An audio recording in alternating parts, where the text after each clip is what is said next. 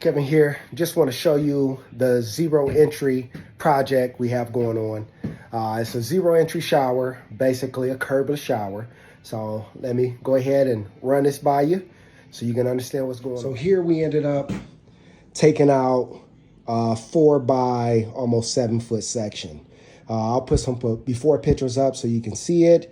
We did add this wall. We're going to put a cabinet there.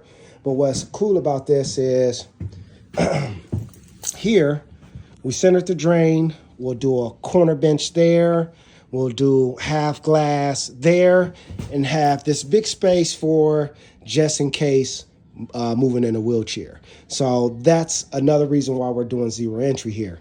So we'll end up dropping down this subfloor in between these joists to make it to whereas when we put the Sluter system, which is the foam backer board, it's almost, up to about 3/4 to an inch thick.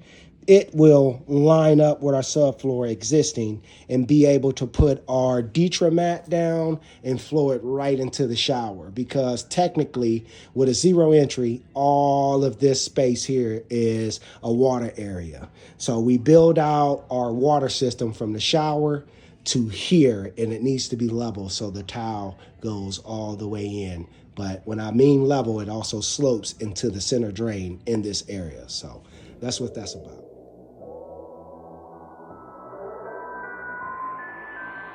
Tower beats on the track.